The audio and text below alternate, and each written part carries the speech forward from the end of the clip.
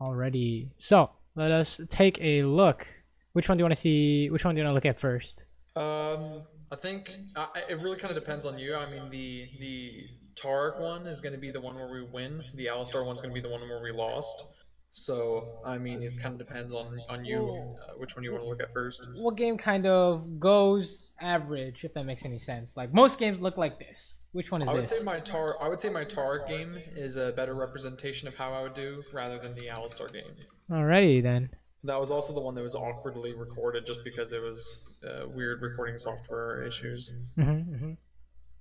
So, what part of your gameplay do you think needs the most work? I guess, and what do you think you do well?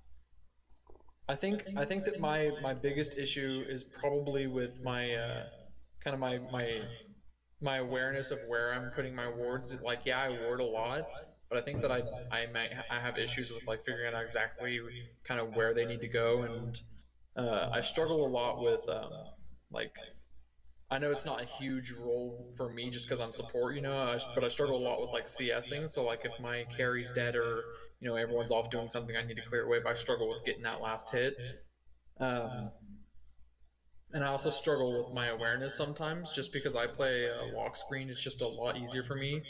I do look around, I pay attention to where other people are at, but just because of that, I tend to have a little bit lower, like, you know, awareness as to close things, like things around me close by. You know what I mean? Interesting. Okay. Okay. So I guess the two kind of main points we might take a bigger look at are vision control and the kind of map awareness. I guess you could say. In terms of like CSing when people are dead, that's not something you really need to worry about. I would say like don't worry about that at all. That's like not we have bigger fish to fry, right? So Right. no need to concern yourself with that stuff. If your team's dying, it's probably whew, you probably gotta fix that one first. So far so good, right? You guys are just pushing them in. You don't really have to do anything proactive. What do you when you see this kind of lane in the load screen? What are you thinking to yourself? I'm thinking that I'm going to sustain a lot harder than this Gragas and this Ezreal ever will. I can sit here and just sustain Jinx Knight through everything, so if we're playing safe and trying to avoid as much of Ezreal's poke as we can, keep him from getting those Klepto procs, we're just going to win by default, because we're going to end up poking them out eventually anyway. They're not going to sustain as hard as we will.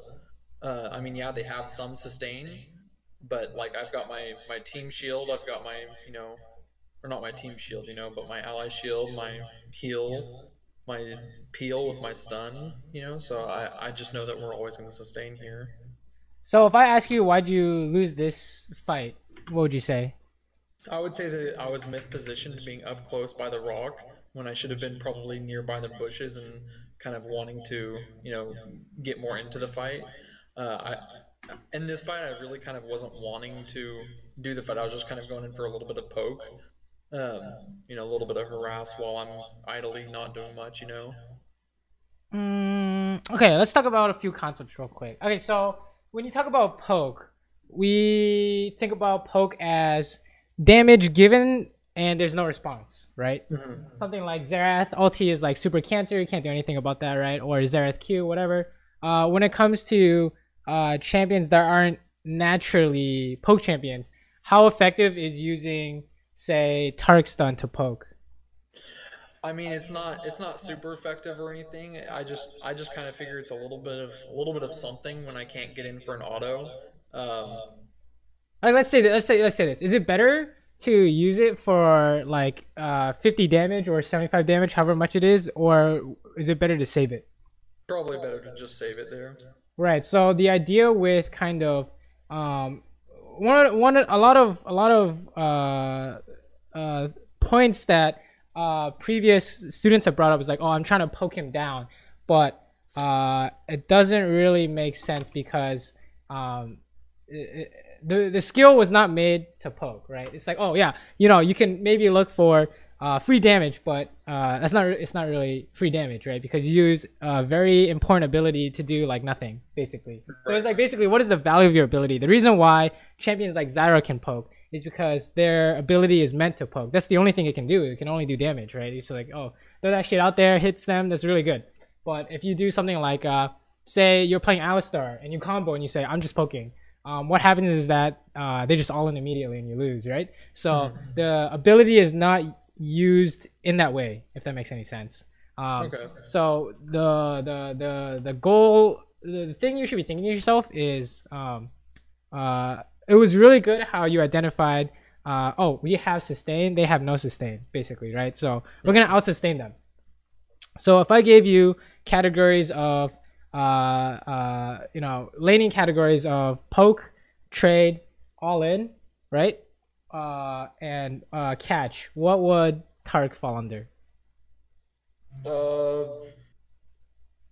I'd probably put him under kind of an all in, probably.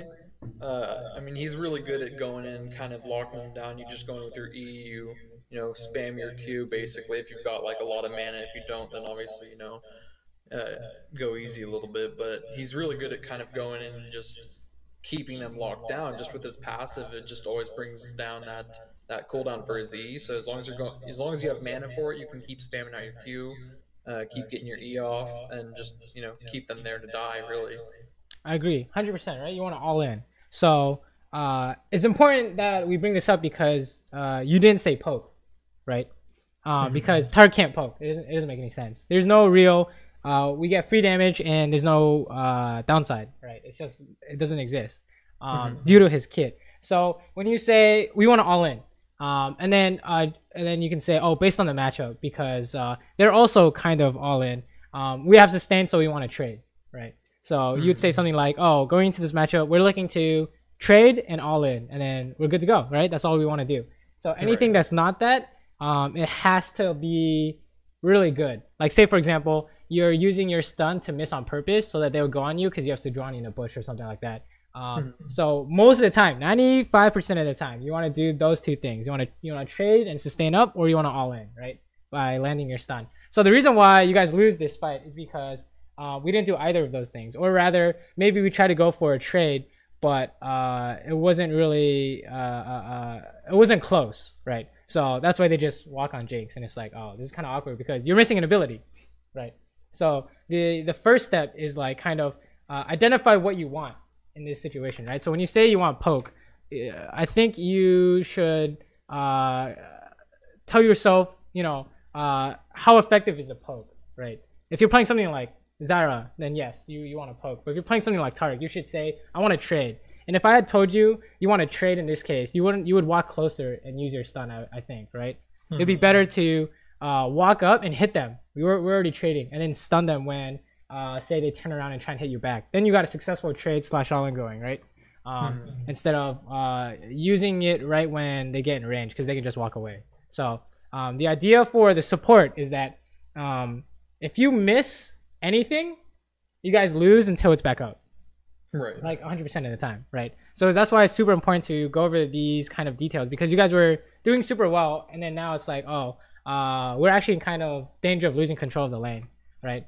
Because, oh, okay, never mind, this is good. Rengar comes for a gank that fails. But yeah, like now we've lost control of the lane, right? Say Rengar hadn't ganked, I think you guys would still be in a less than desirable situation because you're missing mana.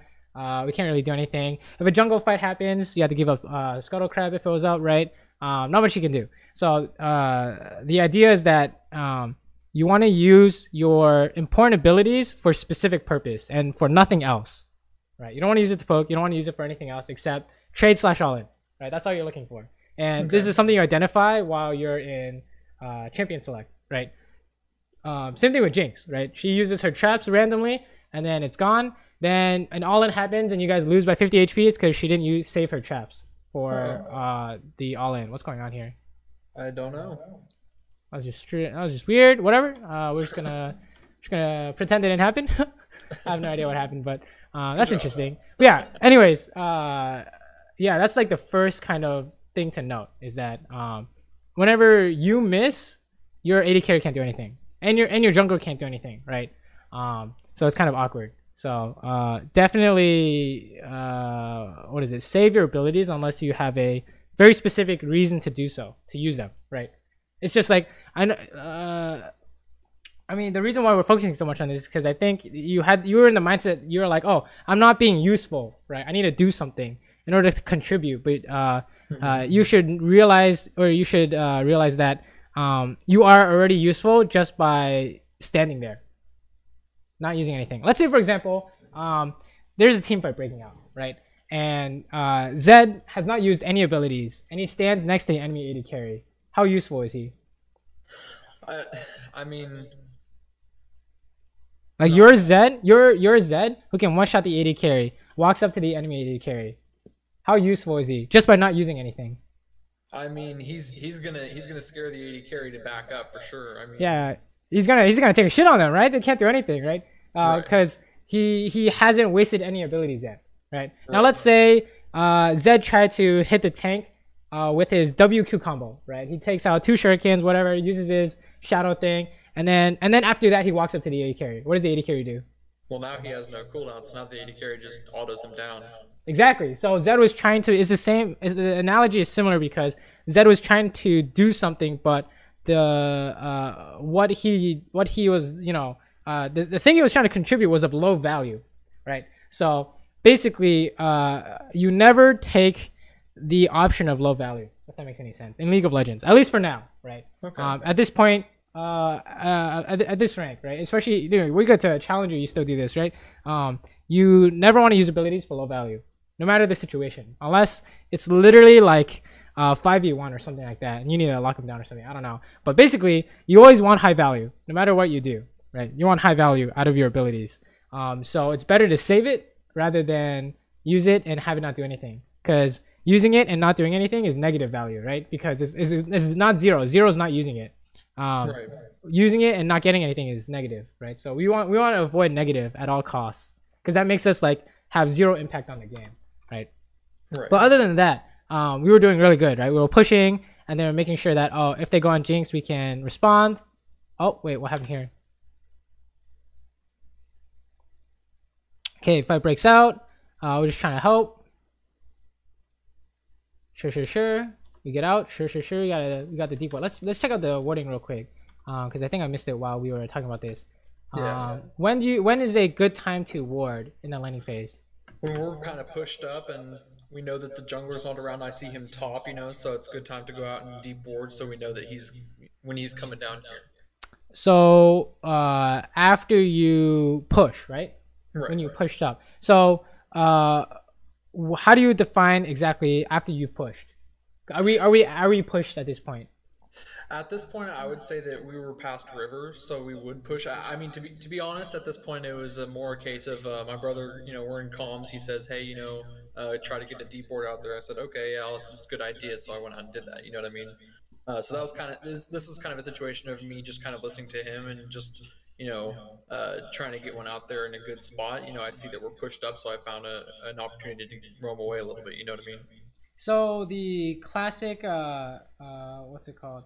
The standard. This is the standard idea, which is really good, right? You want to push up, and then you want to go do something useful. So this is really good. Except that we didn't push up. So when we say push and do something, you need to push it into their tower, right? Okay. Because the reason why we say that is because if you don't do that, there's a punish. So can you see any kind of punish here if you go ward right now? Yeah, they end up pushing in Jinx, and Jinx ends up having to run away from them. And that's how the whole fight ended up breaking out. Right, they just 2v1 Jinx, and then it's like, oh, that wasn't good, right? We can't let that happen. So the reason why, by pushing them into tower, right, by killing all their minions first, the reason why that is better is because they have a choice to make, right? They can give up all those minions and try and 2v1, or they just stay at that tower and clear first before they try and do something, right? So, in this way, you give them the free option of, let's just say Jinx, because we lose nothing. There's nothing to lose if we go do that, right? So the idea is you want to kill all their minions first. That's the best way to describe it, I would say, is kill all their minions first before you go do something, right? And it's kind of awkward because, you guys are on comms and maybe he told you to do something, but just in hindsight, or rather maybe for future games, whenever you guys want to do something, you want to make sure your waves are pushed or cleared first, right? You want to clear all the minions if they're pushing into you, or you want to push first. Oh, this is a win, right? Because he missed. Oh, no. Let's see.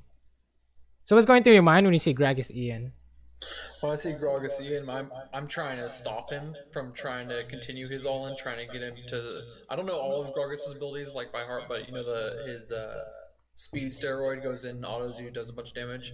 You know, I was trying to kind of stop him from doing that after he did. So I was just trying to E him and stop him there. So let's say you have all in versus all in support, kind of like this situation, right? Who wins? How do you know who wins? I don't really know how to answer that, to be honest. I would say kind of it depends on the matchup. In this specific case, I would say we do, because I can sustain through it. So I probably should have kept going and tried to go on Ezreal, to be honest, but I think in this specific situation we would win just because of that sustain that we have. So there's a clear answer here, right? And it'll be really obvious when I tell you. Basically, remember when we talked about abilities and how much value you can get out of them? You know, high value is really good and low value is really bad. That's basically how you can figure out these kind of matchups, is who has more value on their ability. So when you see something like this, what was the value on Gragas Body Slam? He didn't get anything out of it. So is it yeah, minus, right? Is it good, 0, or negative? It was negative, right? And we know that negative is really bad. So all you guys have to do is just play like monkey and hit Ezreal and you win. That's how you know, straight up. He misses it, you win. That's all you need to know, right? 2v2. Assuming no Rengar, no jungle, whatever. This is 100% win, so you guys run for it. How about the value on this Ezreal E? This is double. They double down on this. So what was the value on this Ezreal E? Well, he gets out and ends up not doing anything with it. If I remember correctly, Jinx ends up dodging like everything that he throws out too. So he ends up getting like nothing out of that E. So we could have even, at this point he can't, try to, get out of there with that same ability, because I should have just stunned him. So no. We're talking about the value though, right? So right. What was the value on it in terms of positive, 0, or negative? Well, he wasn't dodging anything. He didn't really get anything out of it, so I would say it was probably a negative value. Agreed. Unless he gets his abilities off on Jinx and I, and then he, gets something out of it. Even if he hit you with Q after, it's still really bad. You don't want to use Ezreal E like that, right? So at the very least, it's not positive, right? It's gonna be negative or maybe close to 0, but it's gonna be negative, right? It's really bad. So when you see something like this, basically whenever you see one negative, you 100% win. When you see 2 negatives, they're inting. Okay, that's how you know you can just hit them and you're good to go, right? And it's really easy to explain this kind of concept, because the more you look for this, the faster you'll be able to see, the faster you'll be able to recognize if it was really good, neutral, or bad, right? So back to our if we rewind it back to when you threw out your stun, what was the value on that? That ended up being really bad, actually, because I ended up not getting anything out of it. And that's exactly why. Yeah, exactly. That's exactly why you guys lost that the 2v2, because you had one negative. You didn't have an ability. It's the same thing in this case. You guys can run them down. You're gonna kill them, or you're gonna get both flashes. You're probably gonna kill them. So that's the idea. Is that the side who has less value on their abilities is Dunzo. They're done. It's over. Right. Like, say, for example, Skarner Flash, ulti is a Malphite. It's like, we know it's obvious, but if we can practice putting it into terms and then apply it to everything else, we can win these kinds of situations. We can recognize, we can just fight and win, right? That'll tell you guys you need to go forward, right? And you would have won. How about the stun on the Gragas? This is an interesting one. I ended up not really getting anything out of it, because I didn't go up to try to hit him. I didn't end up turning to try to hit Ezreal, so that was kind of a negative for me. I agree. It's closer to 0, but it's still not as good, right? Not the worst. I would say very close to 0. Probably if we had combo traps, it would have been not bad, but you could have saved it for when he's trying to run away or something. I don't know, anything like that. But basically, that's kind of how you can figure it out, is how much value did you get? And even though this was not the best, it's still winning, right? Because they had 2 really bad abilities already, right? So this is still winning. So this is still good in terms of our little picture here. In terms of who used what, we're on top by a lot with that one. So when you look out for stuff like that, that's how you know you want to run forward and then kill them, or you need to run away because you guys missed something or they landed something really good, for example, right? Does that make sense? Okay. Yeah. Any questions, by the way? So far, I mean, not really. You're kind of explaining it pretty well. I mean, just basically looking for, not making those negative plays and looking for their negative plays and capitalizing off of that. Exactly. And in terms of warding, I think the deep order is really good. Just make sure that you and your AD carry have cleared their wave before you go do it, right? Otherwise, your AD carry is gonna get punished, right? Right. And then I guess we can fast forward a bit. Interesting. I guess you guys don't have flash, so maybe it's hard to push, right? I think that's fine. I guess this landing phase is pretty even. Yeah. Overall, you guys did absorb a gank. You guys are actually winning by a lot, I would say. Actually, we were pretty far ahead. We ended up getting this whole like 4-man that we'll see coming up here that ends up kind of ruining that.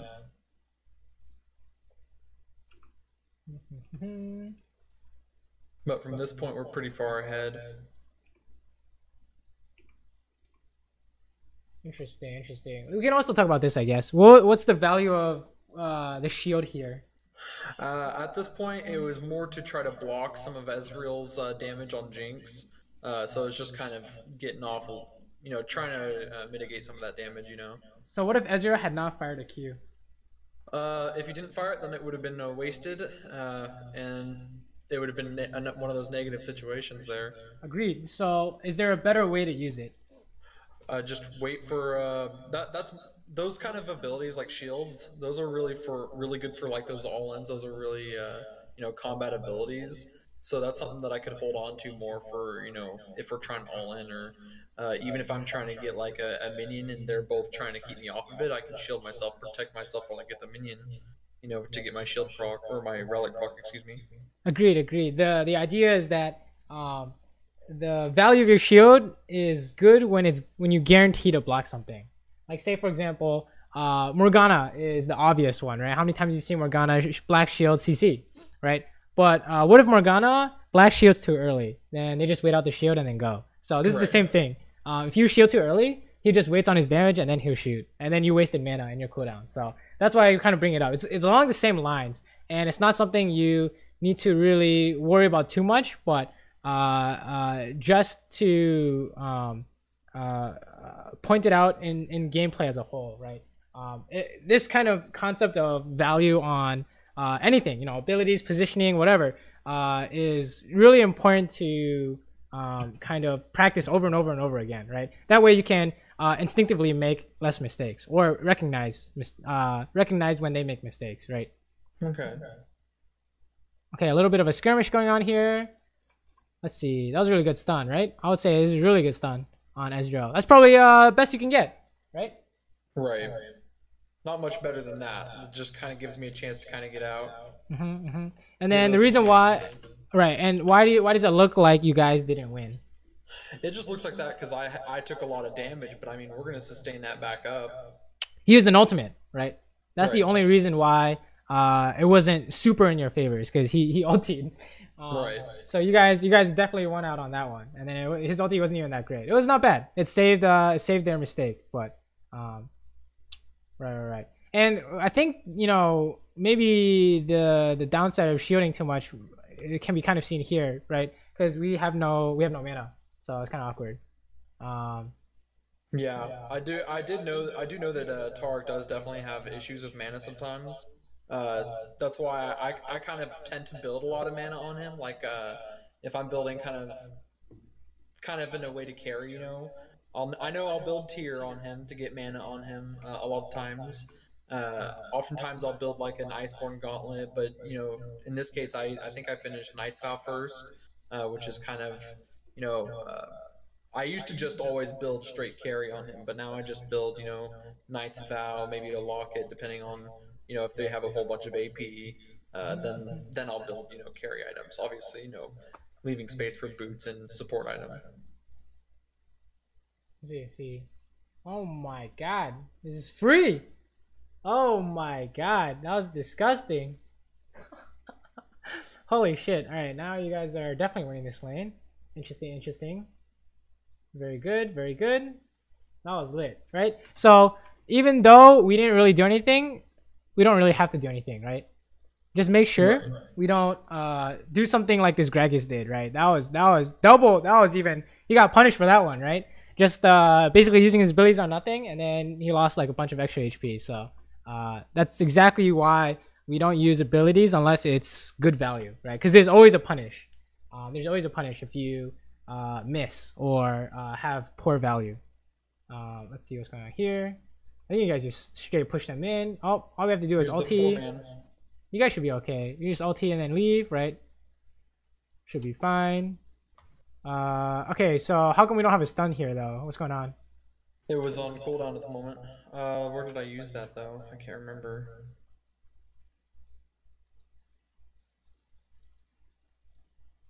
Is your stun, is Taric's stun is an E, right? Yeah. I think you had it up. Did I have it up here? Oh, I don't know why I didn't use it yet then. There's not much to say. On too many different things. Yeah, you guys were good up until we didn't use the stun, but I guess you guys had the right idea. So your positioning is fine, right? Because if they all come bot and they don't get anything, that's really good for you guys. So I think you popping ult is really good, right? Everyone just bounces. Sure, Gragas lands an ult, but it was okay, not the best. And then if we stun them here, we're out, right? So. I know. My brother said that if I had done it like another second or two later, it would have saved him. Do you think that would have saved us, or do you think that would have probably, been worse off for us? Wait, what do you mean? Just like using it? Well, when I used my ult, he said that it was maybe a second or two early. Oh, I think it's fine. I think it's fine. I think it was good. I would say that is plus. That is really good. Right, that's a plus. Basically, okay, so the idea behind certain plays in League of Legends is like, how do you know what's good value, right? So the question is, like knowing what's good value always applies to this situation, right? So what are you guys trying to do in this situation? In this situation, we're just trying to get out and survive. Right. So did your ulti help prevent damage? Yep. I agree. So it was good ulti, right? That's how you know it was good value. It's different than something like, say we're trying to dive, and then we didn't ulti in time or whatever, and then it wasn't good. It wasn't good value because we didn't use it early enough or whatever. It's basically tuned to the situation. Knocked my headphones off. Sorry about that. I suck some dicks. I'm back now. That's why I said that. Sorry. Okay, no worries. But yeah, based on the situation, you ask yourself, did it help contribute to the situation? The answer is yes. So the only thing you should have done here is just stun them. I don't know why you didn't do so, but maybe that's just unlucky. So all you gotta do is just stun them, right? And you're good to go. And how do you know this stun is good value? It's because you guys trying to get out, and it made it so they couldn't chase you anymore, right? So that's how you know it'd be good value. I don't know what happened there, but I hope that's just like that just randomly happens. I think that's just like a random mistake, right? I don't think that would happen too often. Right. Okay, what's going on here? Hold on. What is going on here? We came back to try to defend the tower here right. with Sejuani. Well, rather, Sejuani kind of went around. We were just kind of coming up from behind, so now we're just trying to save Sejuani here. Right, so how do we know this is probably going to be lose? If you guys are careful. We're outnumbered here. Right, but it turns out that they're diving. Okay, it was fine. And the reason why was because they dove, right? And you guys had good value on abilities, whereas they were chasing, so they pretty much didn't really do anything. So that's good. I think this is fine. This is fine by you guys, right? For sure. Sure, you got a really good stun off, and then all you gotta do is just peel your AD carry, and you're good to go. I think you should have heal Jinx or something. Oh no, you'd heal Jinx. This is fine. Whatever. I think this is fine. We don't have to talk about this. A-okay. Oh, you're getting more. Holy shit. Oh yeah, I think we're getting them all. Oh my, that's stun. That was sick. Too bad he eat away, but nice try, right? Yeah, it's pretty close. Whatever. Yeah. And then nice skid tower. Good. The only thing you want to make sure you do is just stun them next time when they're diving, right? That's pretty much it. Oh, what's going on here? What is going on? All right. York. All right. So after the laning phase, what should you do? At this point, we're trying to defend other towers now. Now that the laning phase is kind of over for us, we're trying to assert our pressure in mid, trying to kind of keep control over Baron. Baron's obviously not up at this point, but when it comes up, we're going to be trying to keep control of that. Just trying to keep control over the other lanes in the map, trying to keep things pushed up. My goal here is really trying to stay with Jinx, keep Jinx alive. Everyone here is a tank, so I'm just trying to keep Jinx alive. So I'm just staying with her. Agreed. So the very important thing you said was push, right? If you guys can push, you want to push and then do something. Oh, okay, this is really bad. How do we know this is really bad? Because we just tried to dive them. Like we're all kind of behind, and we all just tried to dive them. This is kind of really kind of awkward here. This kind of Sejuani kind of baited us into it, and we all kind of followed, and none of us recognized that it was a bad situation. We all just kind of kept going through. At what point do you know it's 100% loss? The moment that the wind wall comes up there, the moment that they pull up the wind wall, we're not going to get any more autos from Jinx. Jinx is really the big damage dealer there.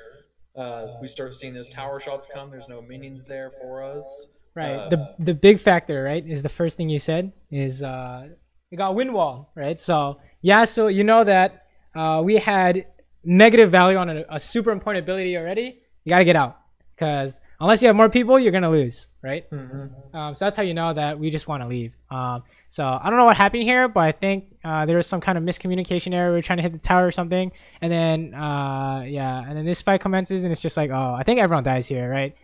There's no way out, right? So in this way, this is like how do you describe it? All bad. Right. So the idea is kind of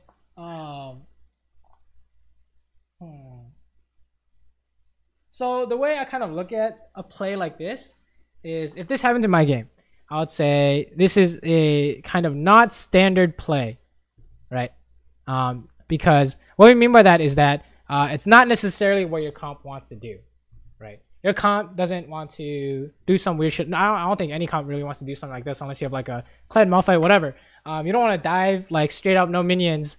It just doesn't really make any sense. So whenever you see something like this and it's not normal, you want to run at the first sign that it's not going to work, right? Okay, so basically every play you guys want to make should be good for whatever reason, like very high success rate. What makes this look like very high success rate? I would say it would look like a high success rate if maybe we had been able to stop Yasuo. Like if he was unable to get off that wind wall for whatever reason, we were able to lock him down, stun him. Then that could give us a decent success rate. Tower's low, we can all hit the tower. Tower goes down, we continue the dive. Right, we start killing them. So you're saying, if we can catch this guy. So how do you catch this guy? There's not a way that I can see in this situation that we would catch him. If I were maybe positioned up more. No. Because if you're positioned up more, he just walks away, right? So from your perspective, right? You're like, there's nothing I can do. There's nothing we can do, right? This doesn't make any sense because it's 0%. This is 0% play, right? So whenever you see something like this, if there are any warning signs going off, you wanna like backping or you wanna know in the back of your head you don't want to do this no matter what happens, right? Unless they like DC or something, you want to get out, right? And the way to kind of make sure that this doesn't happen is you don't follow this person unless they land that stun because he missed his wind wall, and then at that point you still can't follow him because by the time you get there the wind wall is over. The stun is over, right? So basically you don't help something that has a 0% success rate is the idea here. It's kind of hard to say because it's solo queue and someone's always going to do this. So especially at the lower ranks, there's always some weird shit going to happen, right? So basically you want to make sure that you want to stick to something will work. I think is the idea behind this. I don't know, it's like really unfortunate because you guys are like, oh, let's help Sejuani, but in the end, in hindsight, it's really clear to see that there's no way to stop Yasuo from pressing W, right? It's just not possible. So what's going on here though? It's the same thing, similar maybe. Oh, Okay. How do we know that there's a good chance you guys might win this? Because we've already got the Yasuo ulti. What's he gonna do? Oh, Ulti right. on Jinx? So what's the what was the value on his ulti? His ulti didn't do any damage to all the tanks. It wasn't a negative value. He dealt some damage, but it was a very, very low value. Agreed. It was not negative, but it was very low. So that's an indicator. That's how I knew you guys this is gonna be really good unless something bad happened, right? So in this is the kind of what's it called? Thought process you want to develop when you play these games, right? Is how do you know which side won without how can you predict who wins with a high degree of success, right? That's what you're aiming for here. Okay. I think it's unfortunate that you die here, but it's just like for the greater good, I guess. I don't know. Maybe we could have exhausted him, whatever. I think overall, this is good. No, it's good, right? Oh, okay. What's going on now? Oh, this is awkward. All right. So how do we know instant loss? Because Gragas got his whole thing off. Everyone got CC'd, so everyone got knocked back. Now they can't escape. Right. So in an even fight, right? There was no man advantage, but Gragas landed some insane value, instant loss, right? Unless you can do the same thing back. I don't know if you can do the same thing back, but wow, Yeah. it looks like Urgot is just going ham, going to town. So now they turn and try to kill Rise. Right. Or So no, this they don't turn and try to kill Rise. so this is just no part of this is really up to you, I guess. So if we want to take a look at this fight, you just say, oh, maybe there could be a use for my exhaust or something. I don't know. Yeah, the idea. Oh, actually, there's something we could have done. What was the value on this stun? I got nothing off on that stun. Right. So basically, support it is important to have good mechanics on support because if you miss something, you're kind of useless because that's what support does, right? You need to land stuff, right? Like say for example, you have an Alistar on your team, but he can't physically do the combo. How useful is Alistar? He just keeps missing it. It's like you can't. Yeah, exactly. So same thing with Taric is that you need to make sure that your abilities are good value because that's the only thing you can do, right? You don't do damage unless you're playing like Brand or something, but most of the time you're not gonna do damage. You're all warding, you're all vision and utility, right? You're all about smarts. So you need to make sure that you don't need to like auto attack between abilities or anything like that, although that'd be really nice. You just need to make sure you land your stuff, right? So for you, I would say make sure you hold on to your abilities until you know it's good, right? Until you know. How do you know you can hit Yasuo? See, if I had aimed like towards him instead of trying to predict where I was going to be able to walk, that's how I would hit him there. But Okay. I was trying to predict where he might walk, and that's why I aimed the way I did. And I was trying to also predict how Sejuani might walk. So I was hoping that maybe they would also move too. So the point I bring up here is that it's not possible to hit him, right? Theoretically speaking, what if you just dashes through a minion? You miss, right? Right. So basically, you need to hold on to it until you know for sure, right?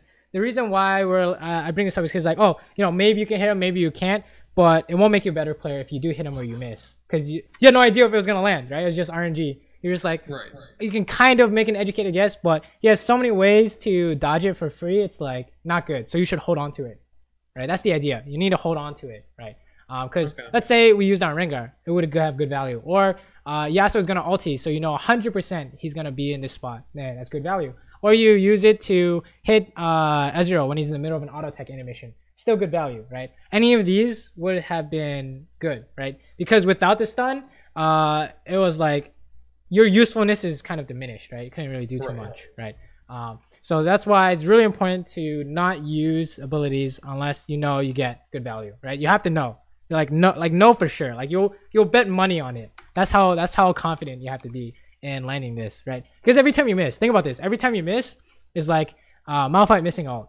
Okay, obviously it's not as bad, but it's in the same vein, right? It's the same idea. Is if you miss your stun, it's like Malphite missing ultimate, right? Okay, what's going on here? So what was going on here is I was headed up to bot lane because that's kind of where I figured Jinx would go once Jinx respawned, and Jinx said that I should head mid.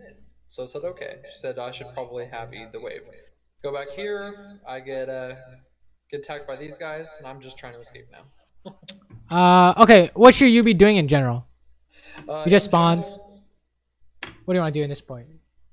At this point, like I said, normally I just want to stay with Jinx, keep Jinx alive. Just stay near Jinx, sap EXP. That's really what I want to do. So at this specific point, I'm trying to kind of guess where Jinx is going to go. So I'm looking, seeing kind of the sizes of the waves here. I see the bot wave is pretty big. I figure Jinx is probably going to go there. That's where I'm going to head to meet Jinx. So the idea for support in terms of warding, right? You wanted to talk about vision control, right? Is that you want your wards to be useful, right? And how do you know where the next fight is going to happen with a high degree success, like a high degree chance of a fight happening? In what area, right? There are two main areas right now that I see fights happening. What are they? Now, those areas would kind of be up and top, between top and mid in the jungle in there, up by their buff. And I would say around the middle of the river, around Dragon area, right where that wave is going in towards our towers. That's kind of where I'm guessing those fights would kind of occur. Right. That or even mid. But so Baron and Dragon, right? Basically anywhere there's an objective, there's vision has high value. Mm-hmm. Right. So say you put 3 wards like super deep in their blue side jungle where they have wolves in blue and you can see everything, but Dragon's not up. How good is that vision? That's probably not going to get me much vision because they're probably not going to be hanging around there. Exactly. So to get the best value out of our warding, we need to set up our wards where we think there's a fight going to happen, or to secure vision so that we can do an objective so we know if they're coming or not, right? So the idea here is that you want to go pop your wards down right now. And I think that where in hindsight would a few wards be good. Just say Dragon, like around here. I should have put a ward on Dragon. I should have put a ward maybe in the center brush there in the river. Maybe walk the river to put the ward there.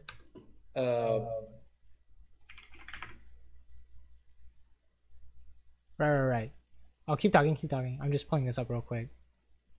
So let's say this is you, and then something's happening. So you said on Dragon, and this pixel bush. What else? Right.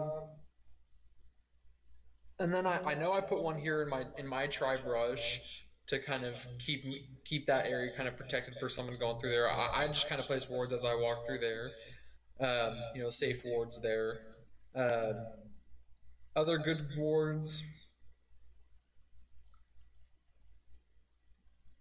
I would say probably Summer's deeper in their jungle, so kind of around their buff would be a good spot because I know that eventually they're going to go through there. Give me kind of a good idea of when they're going to go through there. That's kind of the main spots that I would think of in this at this point in the game here. Right. So the cookie cutter strategy for support warding, I would say, is the immediate area around the objective, but not like on the objective, if that makes any sense. So basically, you want to do something like these entrance points, right? Because pretend you're doing it, and then you see them coming. That's what you want, right? So something like this, if you have control of the river, this ward doesn't do anything, right? Instead, maybe you want to put like a pink there. Like, let me see if I'm going to delete this, right? Your pinks would be something like this, right? Or like this, or like this. And then basically pretend you want to do it because you guys want to do the objective, right? And then put the wards where in the spots where you think they're going to come from. Okay. Right. Does that make sense? So if we're going up here and you guys are still blue side, and you guys have control of the river, you want to do something like, we have pinks here, right? And then where are they coming from? There are 2 spots, right? Really, only 2 spots. They're always going to come from, their try and, right perfect, there. Right? That's this is the standard, right? So basically, you can't go wrong with this unless you're losing so badly that these words don't do anything because they just walk through anyways and you can't stop it, right? Right. In that case, you just like play super shallow and do something like that, like on the pit. So don't use wards on the pit unless you're like giving up control and you're trying to steal it or something like that, or you just want to know if they're doing it so you can rush Baron or something like that. But usually the three up here. These are like the better wards, if that makes any sense, because you can see if they're coming, right? Even here, right? They're gonna come through mid too. You can do that too. So what were we saying? So would you say that I'm like warding too far back then? Right. It's not useful. Or you need to even go ward first, right? Because we have an opportunity here, but we didn't put any useful wards, if that makes any sense. Right. What was the value of the wards if we talk about positive, 0, negative? The only one that I put there, I mean, that didn't end up doing too terribly much for me. Nobody's really walking through there, so I would say that was probably a negative ward. I was just kind of probably a mindless monkey ward, you know. just placing a ward because I have a ward, you know. Right. Exactly. You want to save it unless you know you're getting good value, right? So sticking it up here, let's say for example, where let's see, go back down. Oh, that's not the right thing. Like this green one over here would be really good, or this one over here would be really good, for example, right? Those are the ones you kind of want to put in while they can't stop you, right? Who can stop you in this example? I mean, at this point, anyone can really stop me because I'm kind of weak. I've died a few times. Well, in this situation, who can even reach you, right? Aren't they on the other side of the map? I mean, you're not wrong. They are definitely on the other. I mean, basically the idea for contesting vision is who has more people can win the vision fight, right? Is usually what's gonna happen. So in this case, how many people on your team are near dragon, and how many people are on their team is near dragon? They're basically all top. So yeah, 1 versus 0, right? You're PvE. You got World of Warcraft going on here, so you don't need to worry about anyone else. You just stick your wards in the best spots, and then it's up to them to sweep it, right? Okay. And they don't even have sweepers, so it's just free. So all you gotta do is just stick it in those spots, and you're good to go, right? All you need is 2 wards. You don't even need to put a 3rd ward. Save it for maybe you want to go fight Baron once you get dragon, right? And then you pop your you put your, like, say you already used your wards, and then you're like, oh, let's go around to Baron. You put yours down on Baron immediately, just in case or something, and then you back and come back, right? You base and you come back because you have 3 more wards, right? So that's the idea, is that you want to stick it in the entrances where they're going to come from. And I think that'll help you a lot in terms of vision, right? It was really good how you knew you wanted it deep. Deep is good, right? But push out first. And then if there's no one to stop you, then you can just go straight in, right? As a support. And then after that, it's just like, I think that'll, prevent these kind of situations. Like, you're just dead, right? It'll help you prevent these kinds of situations like this, right? Reason why we know you're dead is because there's no way for you to run away. Oh, you don't die here? Nope. In fact, I think we win this trade. Excuse me? What's going on?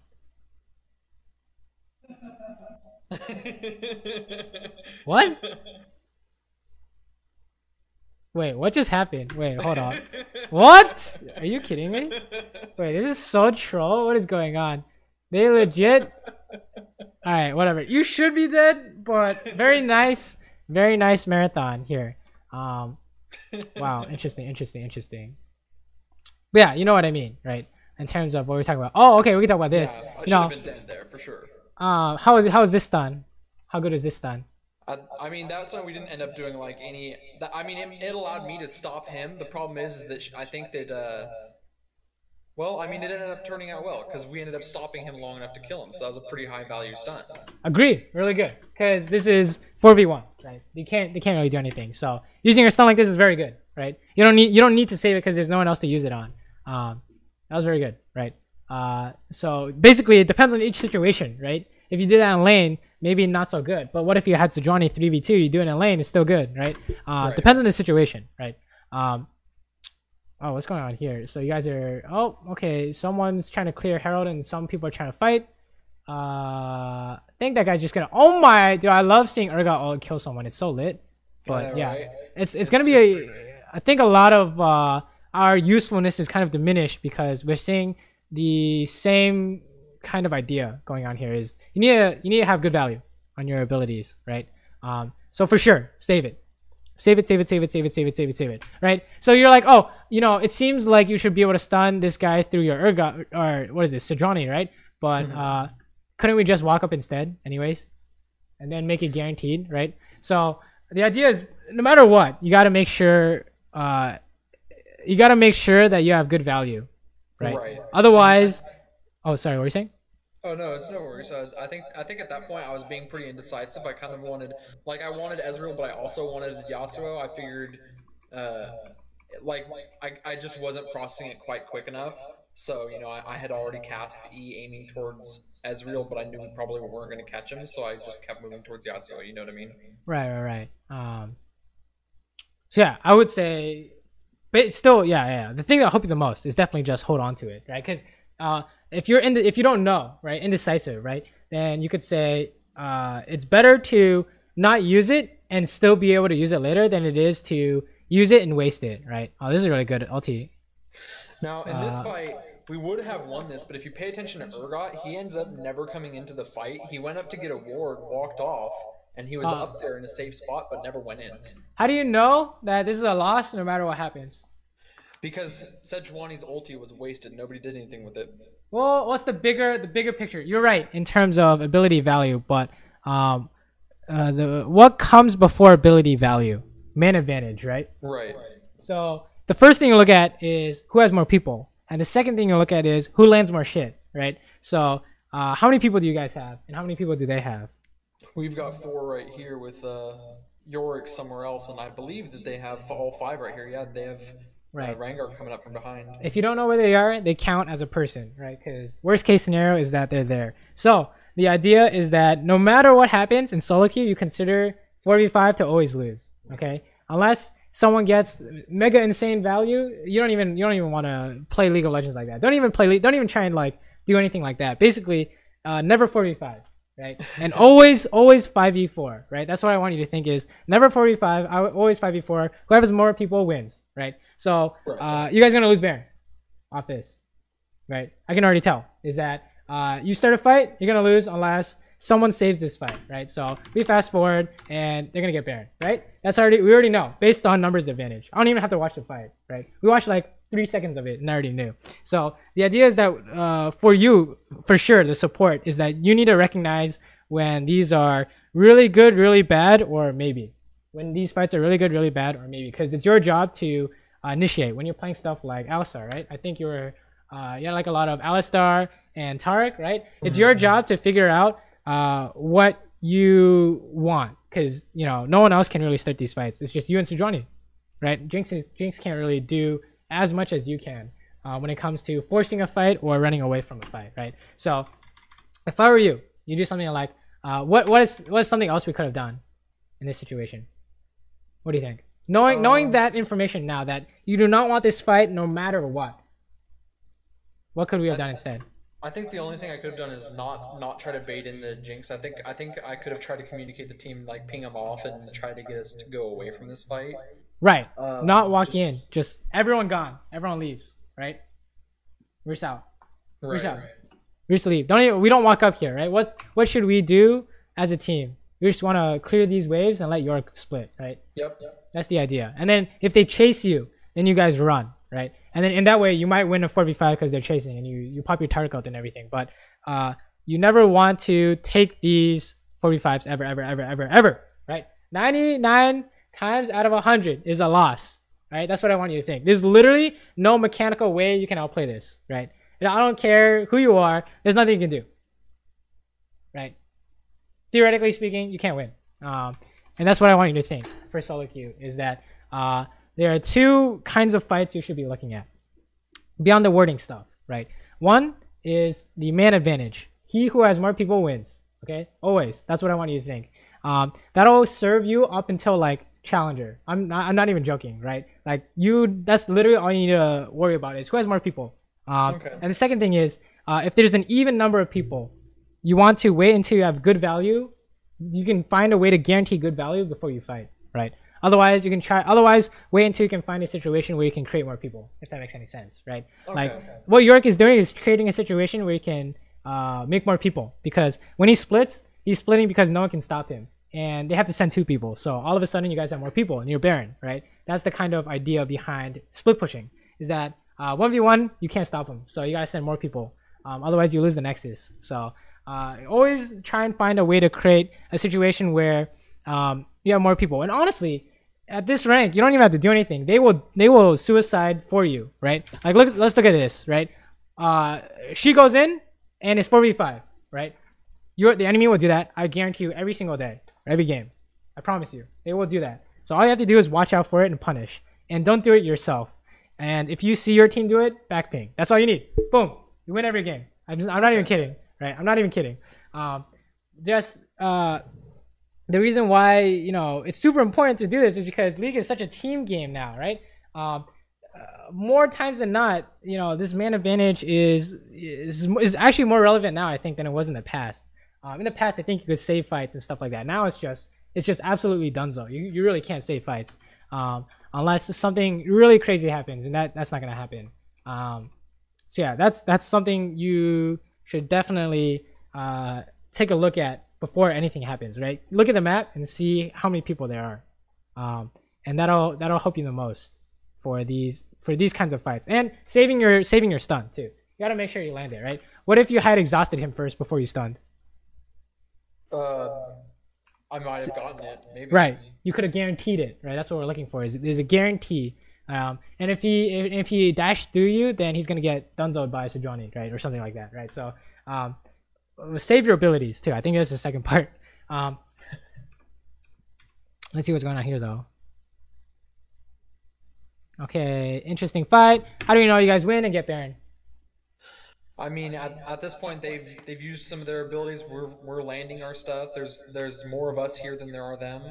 Gragas is further back than any of our teammates here, so that's how we win. We just have a numbers advantage and abilities advantage here. Right, you guys are landing more shit. It's easier for you guys to land more shit than it is for Yasuo or whatever they are, right? It's just easy. It's just free. And it's just kind of different way, different kind of advantage, but the man advantage was kind of right in the beginning. You guys have more people, so I think Rengar could have saved this to be one-shot Jinx somehow, but good thing that he just oh. Wait, hold on, check this out. Look at this Urgot. Oh, that's disgusting. The Urgot's pretty disgusting, yeah. That's fucking funny. Anyways, yeah, that was good. Good fight. But make sure you land these stun because let's say you missed all the stuns, maybe that could have tipped it in their favor or something like that, right? Right, for sure. Too many negatives definitely will throw the balance out. So you guys get Baron, good. And then we push, sure. Honestly, basically, this is what I want you to think. There's only a few things you need to do in solo queue for now, right? One is make sure that if you have more people, you want to fight. And if you have less people, you don't want to fight. And two is that if you don't know what to do, just push and then wait, okay? Just push and wait. You don't even have to hit this tower. So just push, go ward, do whatever, but you don't have to do anything complicated because if you're pushing, you're already winning. And the players at pretty much any rank will let you push, right? So that's all you need to do is count the numbers advantage, push, and then wait until something really good is going to happen because I have no idea, right? So if you have no idea, it's likely you're going to lose, right? I have no idea if you win this, so it's likely you're going to lose this just because I believe at this point I just wanted to start hitting the tower and we just all started diving for no reason. Right. That's the reason why I said don't worry about anything else except just pushing. This is just solo queue. Like, this is all you need for solo queue, right? You don't even need to hit the tower, okay? You only hit the tower when you know that they have no response. So, do they have a response if you hit the tower? At this point, yeah. I mean, I agree. If we weren't like targeting them, if we were just targeting the tower, they wouldn't have too much of a response. We could tank it all. But because we turn on them, then yes, they have such a strong response to us. There's nothing else that we can really do. Is also another factor at play, and what is it, real quick? That would be probably the numbers advantage that we have here. Right. So on second look, there are more people. You auto lose. Okay, that's what I want you to think. Right. That's exactly what I want you to think. Okay. That's basically if you are wondering why I knew the outcomes of most of these fights immediately, that's exactly what I'm doing. I'm just counting who has more people, right? And I'm seeing who lands more stuff, right? That's all you need. That's all you need in solo queue. I promise. That's like the one thing you should focus on now. And the second thing is while you're doing that, make sure that you're saving your abilities unless you're hitting them, right? Because I think that's really important for you as well. Okay. at this point in time. Because if you can do those two things, you're gonna win every even fight and you're gonna win every 5v4, right? If you can land your stuff, they're gonna miss. Like how many times did Gragas body slam nothing? Like he body slammed nothing more times than he body slammed something. Okay. Yeah, basically. His that's accuracy's like 30%. exactly. That's all you need to do is make sure that you don't do what he's doing, right? And you're good to go for even fights, right? When it's 2v2, you're good to go. I think your ulti usage was actually pretty good too, and when I saw it bot lane and recently, but yeah, for sure the stun, right? Because the stun is easier to what's it called? The using CC is easier to translate to other champions, something like Alistar, right? Taric's ulti is just super unique. It's kind of hard to use. Yeah, it is definitely really hard to use. I played probably 100 games or so with Taric last season. Oh my god! Okay, how good was this stun right here? That was a perfect stun, basically. Agree. That's all you need to do every time. Okay, don't miss no matter what. That's what I want you to think. The only time you should miss is if they're like flashing it, right? That's the only time. Or something really weird happens. I can't really think of a really weird situation, but say, Gragas ultis everyone and you were about to stun the AD carry and you got flown away, whatever. That's really weird. Don't worry about that, right? But when it comes to just random misses, you want to cut down on those. Because every time you do that, remember, mini Malphite ulti missed, something like that, right? Right. Negative value is really bad. I don't know. Oh, what's going on here? This is free because you can just ulti and you guys win, right? Never mind. They just have more people, right? It's just the numbers advantage is just too strong. Let's just be real. It's just you can't do anything. Okay, so numbers first. Second, who lands more stuff? Third, push and don't do anything unless you know it's free. Okay, those three things will help you as a support for sure. And then on top of that, honestly, I don't even think you need to work on wording because this is just random fighting, right? Mm-hmm. I don't even think you need to work on wording yet. But if you do think you need to work on wording, put it in spots where the objective is. Okay. And I think that's all you need to say for wording. Remember those spots on the Rift kit. You can just rewind and look at those. But the entrances for sure, right? If you flip sides, it's the other way, right? These entrances and stuff like that, right? That's all you need. That's all you need for now. The holy trinity: man advantage, value, and push and don't do anything. That's it. That's all you need to do. And while your AD carry or whatever is pushing, just protect them while they're doing it before you go do something, right? And then good to go, right? So if we had, let's say, basically all the major kind of things we can improve on in this game boil down to those 3 points, right? So say, for example, we were trying to ward even though we didn't push up, and our ADC got punished. That's we didn't push before we went to do something, right? Whenever we lost 2v2s or we missed a 2v2 we could have won, it's because we didn't get good enough value on our stun. And whenever anytime we lost a team fight in this game, literally anytime, is because they had more people, right? So do you agree with that? Because I think that was those 3 things basically sum up the majority of the big issues, right? I would say. Am I the only one that saw that little bit of like body blocking lag back there? Oh, I saw that. Hold on. I was like, dude, I don't even know. I think it's like live or something. I don't know. But yeah, that was strange. Oh wow, Rise's bot. Oh, he has TP. TP counts as a person. You have to remember that too. Yeah. TP counts as a person. That was a sick Yasuo ult. So you guys might lose this, but nope. I think GA is just really strong because you have Taric ulti. Oh, this Taric ulti was a 10 out of 10, dude. Okay, so we know you can get good value. Okay, dude. I couldn't even do that, right? That's fucking sick. That was actually so insane. Wait, if the Taric ulti goes off before she revives, does she get it? She did get it. Yep. Wait, does it? But she revived and it came out, right? Watch. Let me see this. I think she came back alive and then the Taric ulti hit. So I think if you did it like half a second too early, it would have missed her. So yeah, we already know you can get like, we already know you can do. We've already seen you do it.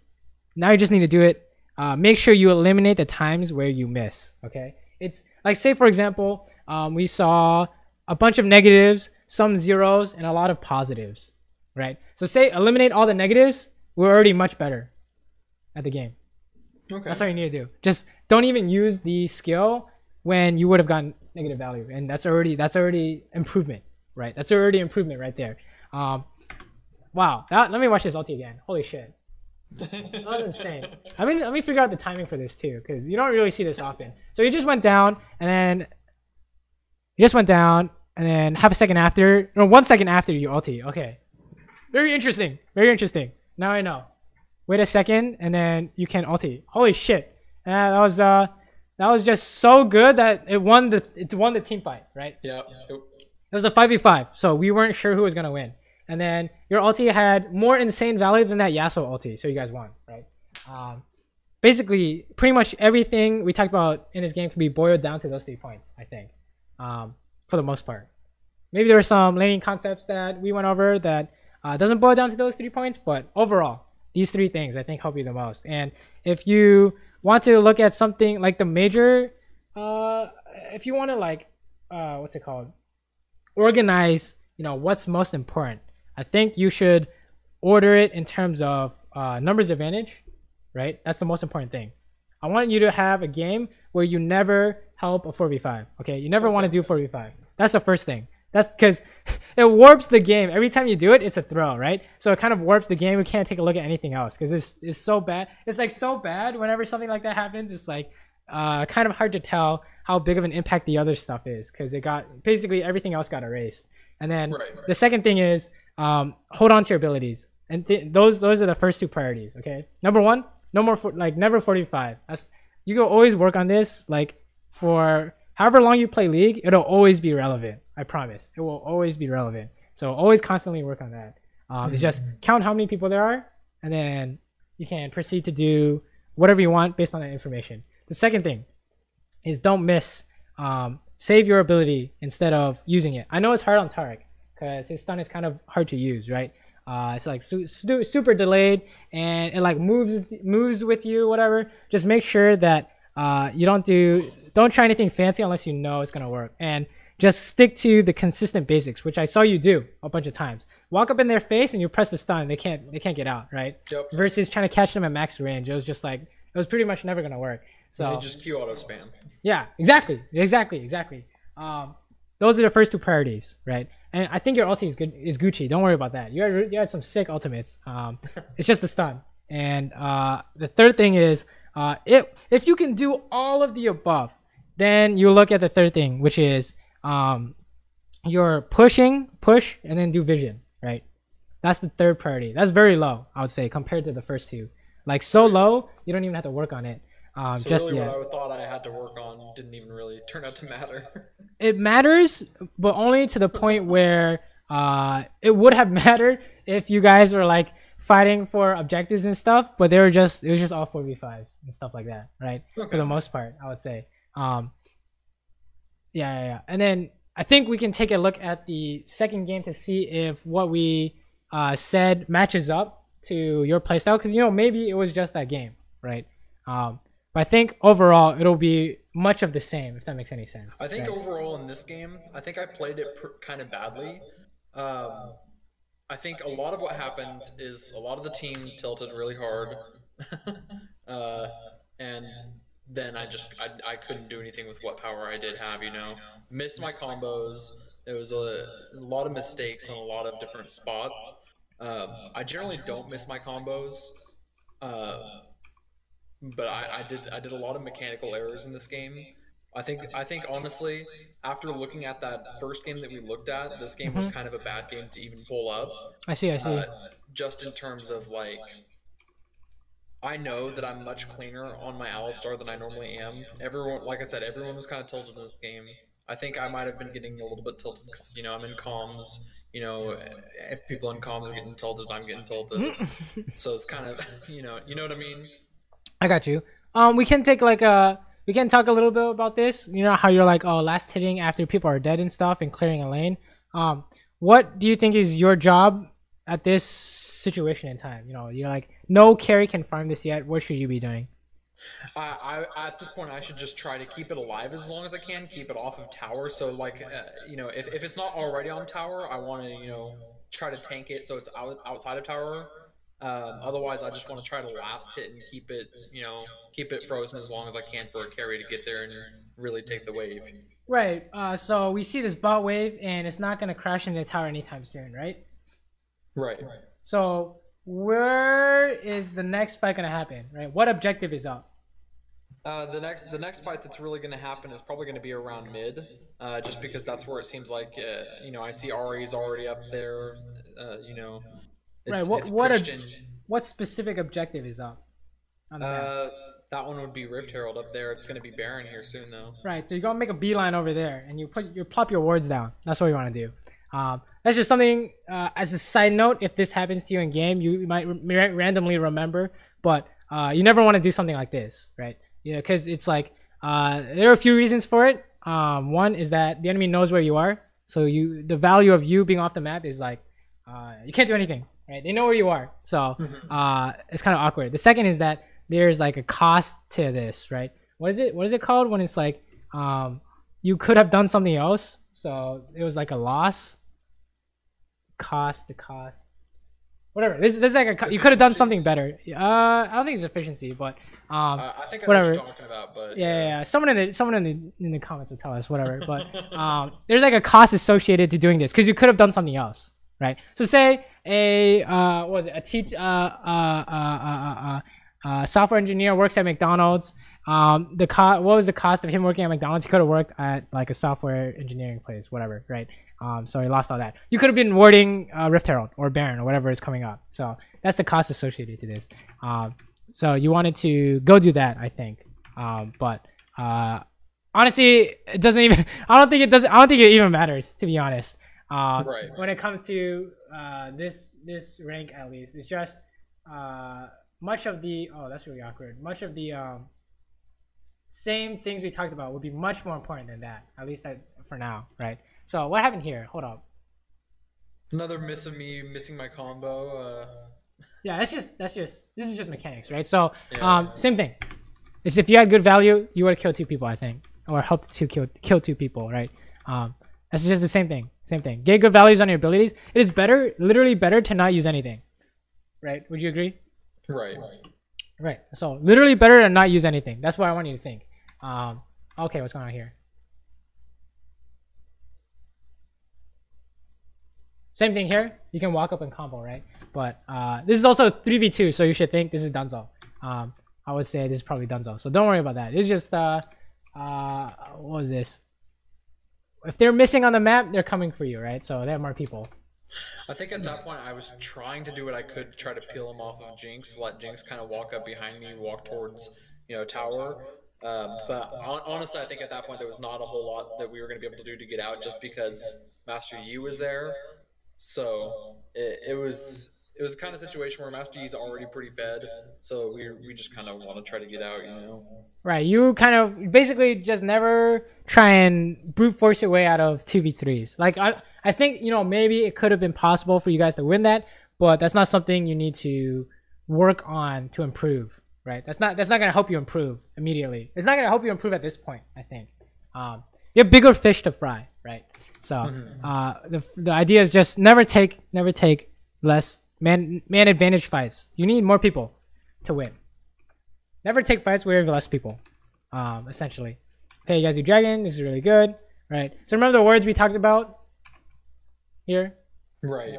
It's just over this wall, kind of around the area. try bush, and then how much damage do you do to Baron with combo, right? You already know, but yeah, don't do that, right? Same thing as using like Taric stun on dragon doesn't do anything. I'm just trying to get extra damage off, man. Right.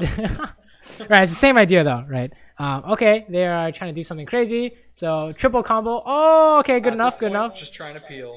That's fine. And you guys could win. Nope, you died too fast. I think that's okay. You guys got the dragon, so. Yeah, I was really basically just trying to get people off of Jinx there. I was like, I'm gonna die. Right. This is just a. They're just squatting up to try and kill you and Jinx 24/7. And then this is not a. Oh, okay, he dies. And then this is not a good fight because there are more people, right? Oh, holy shit! You guys caught him. Wait, his whole team is gone. What happened? What the? They just abandoned him, basically. Dude, his whole team just disappeared. They like disappeared into the map. I don't know what happened, but they just left him, I guess. I don't know. There are more people, so that could have been risky, but Turns out it was okay. You killed him super fast, so that was good. Same thing here. Just be near the objective. That's what I want you to think. Be near the objective. Because the reason why I say that is because it creates a man advantage for them, right? Because what if they're a Baron and you're here? They just start the Baron, or they fight someone near the Baron and you guys are donezo, right? That's why you gotta be near the objective. Don't do any of this, because you want someone else to go pick this up. You want to be near Baron for sure, 100% of the time. Be near the objective, and then 4v5. If you have more people, start a fight. If you have less people, you wanna run, right? You don't want to fight. Okay, what's going on here? This is a 4v4. Whoever lands more stuff wins, right? Whoever gets better value wins. All right, let's see. Oh, this is pretty good already. Blitzcrank is donezo. Okay, not bad. That's fine. It was good. I mean, it's not necessarily nothing because they have less HP now, right? Right. So what if you run to Baron, right? So it was good. I would say it's good outcome. It was good value on the Zach E, right? This guy's still staying. What is he doing? You guys just go to Baron. Oh, Zach round 2. Still 4v4. Oh, no. Right, so it comes down to the same things, right? In this case, it's just make sure you land your stuff, right? 100%. Otherwise, tragedy like this will happen, right? Yep. Otherwise, it could have been really good for us. Right, you could have got Baron if you killed that already. Holy shit, you can still get Baron. What the hell? But yeah, actually, we might need to change the priorities around, right? Number 2 becomes number 1, or those are the top 2. I would say is make sure that you land it. You have to make sure you land it, right? Otherwise, don't use it. And then who has more people wins, right? Still the same 2 things, I think, just from glancing at this replay. And I guess to help you with mechanics, the idea would be like, if you're ever trying to, do you normally have issues with mechanics, or like how do you work on mechanics? I guess I'm much cleaner on my Taric than I am on my Alistar, just because I've played a lot more games with my Taric. In terms of like my Alistar, I generally don't do quite this bad with my my combo there. I mean, you could ask my duo partner. I don't do that badly. This game was kind of bad in terms of my mechanics. I'm really not sure why. Maybe it was just a bad game. Maybe it was all a tilt. It's could be just a combo of things. You know what I mean? Right. If you do keep having issues with mechanics, I would say first thing is practice tool. Right, go in the practice tool until you can do this in your sleep. Right. Okay. Because if you miss, it's like, oh, that should never happen. Right. You should only miss when you're playing like a new champion or something like that. Or like it was random chance. I don't know. Someone your foot was itchy or something. I don't know. But you always have to land it, right? And if in game you make sure that you don't use stuff unless you're gonna land it. What's going on? Why is this team pinging? What's going on? Because, like I said, everyone was super tilted this game. Yeah, I would also recommend you just full mute all. Like this is not basically they have nothing useful to say, so you don't have to listen to that shit. Yeah, I think this game will be much of the same. That one would have been better, but she just managed to get her ult off at the same time. Right. It's kind of a poor situation. Now, there was one grab that I wanted to see earlier on in the video. I can't remember exactly what point it was that Blitzcrank made. That it was like I know my brother was talking about it. He's like, man, I hope he sees this video because I want him to see that grab and also see that it shouldn't have landed. So there's a grab really early on in the video where just Blitzcrank's grabbing onto us like when he really shouldn't be. I can't remember if that was around level 6-ish. Oh, 6? Oh, okay. Well, it was earlier on, not early. I see. Like, let's see if we can find it. I think it was right about here, actually. Yeah, it was. No? I can't remember. Must not have been that one. Maybe it's like the next one. I don't understand. Why would it be like, does Jinx have a huge hitbox or something? Is her hitbox really kind of awkward or... Not really. Just blitz grab functions. So, skill shots on League, right? Travel in a straight line. Well, most of them travel in a straight line and stop, right? So at the end of that hitbox, it expands a little. So that might be what you're seeing. And the reason why it expands a little is because it's like What was the reasoning? It was like, oh, it feels really good when you can land a skill shot like that. It's like very skill based.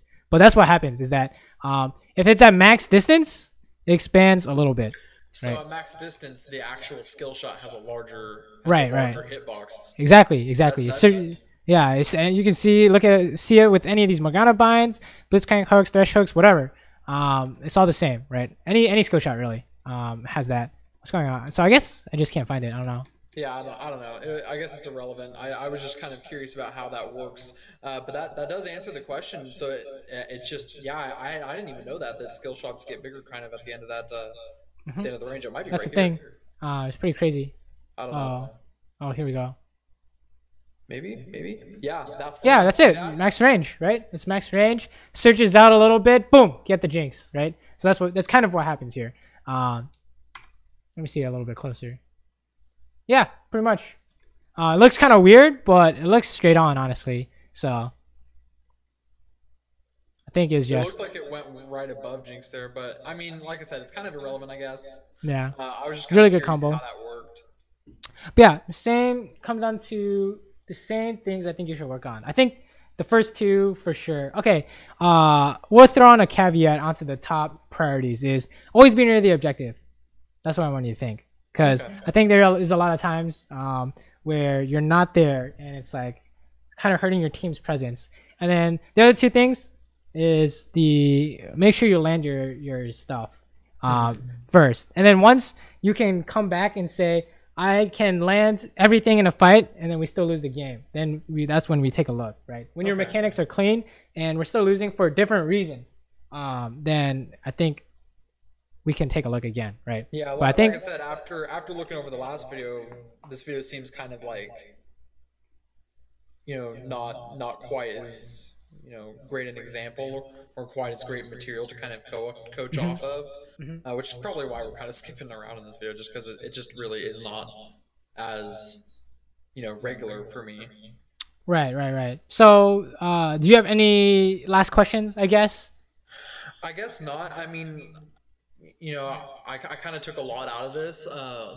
The biggest part, really, I think is probably just the mechanics of it, and then, obviously the not fighting 4v5. So I just kind of have to have, better knowledge of the value of abilities. Like, I just didn't have that same kind of concept, coming into this. Right.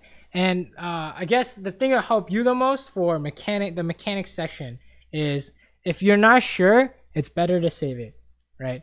Or maybe, use it once to see if it was good or bad, and then you make a mental note of it. But if you play this game long enough, right, you'll know if it's bad or good. I think you've played a bunch of Alistar and Taric games, so I think you'll be able to recognize what's good and what's bad value on these champions, right? So better to save it when you're not sure. Okay. For the mechanics section. And definitely, for sure, be next to the objective, so you can like ward and help around. Because I think there's a lot of that going on. But yeah, I think those are the main points.